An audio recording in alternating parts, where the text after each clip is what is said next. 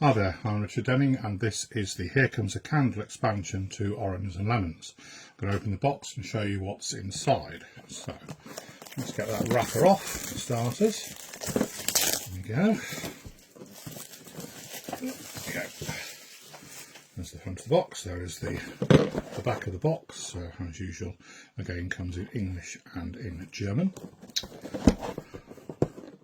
So let's open this box up for a moment and show you what's inside. Okay, here we go. So what do we have? Well, we have the score pad here. So the score pad obviously allows you to play more games of Oranges and Lemons. Additionally, there is an extra line in here which allows you to add the score line for your objectives that you'll be adding in. Okay, now we have a pack of playing cards here. So that packet is paper, which I guess is more eco-friendly. And here we have the cards. Now in the cards we have, what do we got? Well, we have several different sorts of cards here. We have location cards. These are going to be used in the solo mode game to randomise some actions that the game will do.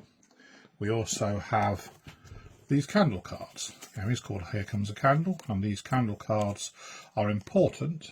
There are 3 burning candle cards here, and there is a blown out candle card there. And what this does is it gives you the timing mechanism for the events. And the events are these cards. These are random events which are going to occur during the game, and there are 2 decks of these. You can see we've got Roman numeral 2 on here, and there is Roman numeral 1s on some of these, the other half of the deck. And what happens is the first half of the game we'll be using the first deck, and then we move on to the second half of the game when we hit the ship change phase. Now here there is, at the bottom right hand corner of these cards, there is this little clock symbol and a number. Some of these numbers are just 1s, and that will mean the event will only last 1 round of the game, but some of them have 1 to 3 or 1 to 2 or 1 to 4 on. And what you do there to work out how long the event lasts is at the end of every turn you're going to turn over a candle card, and if you get to the burnt out candle then the event will end. So you create a deck of 1 or 2 or 3 of these burning candles and 1 burnt out candle, and that is how we know how long the events last. And these events some of them are linked to historical occurrences that did happen. Some of them just things that were going on at the time rather than a specific thing, and they have varying effects on the game. Things can get more expensive, things can get cheaper. There are opportunities that you can use there. We also have here these cards here are the objective cards. Again, there are 2 decks of these. There is a deck 2 and there is a deck 1.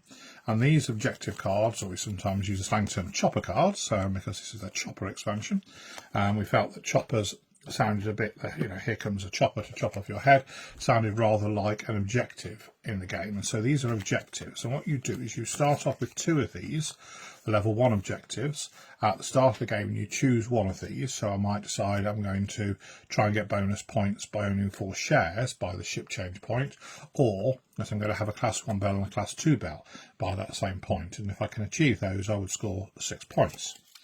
With the class 2 cards, we get two lines here, and with these cards again we get 2 of them at the start of the game, but we have to choose which one to keep hold of from the ship change point to the end of the game, and then we score for it at the end of the game. So you can obviously work your strategy out working towards something, but you can make the final decision on which way you're going to go at that mid-game point. Okay, so those are those cards. We have a set of rules here, and again this will be in English and in German. Those over there. We have a new set of larger bells, and these bells can be used to replace the smaller bells in the base game just to make them easier to see and spot on the board, and they're on nice thick cardstock there. And then we have these punch boards. So the punch boards have a number of these different elements on. So what we've got here is we have got two-sided cards which have the location rules on. So these are the location rules in English, a two-sided card, and these things are to do with the solo mode, as are these are the German two-sided card for location rules that will give you a help as to what the game will do on certain boards, on certain turns. And here we have what we call the game activity priority cards. So these ones determine the logic that the game will use for what it's going to do on a particular turn of the game. So there are 6 of those, and the 6 of those there, which are all here, match the 6 career cards that were in the base game. Additionally to that, we have a few additional cargoes. We also have some additional pieces which are used in relation to some of the events, such as additional warehouses that give you some of them come with cubes on them, and a couple of tiles which are used in the solo mode. So that is the contents of Here Comes a Candle.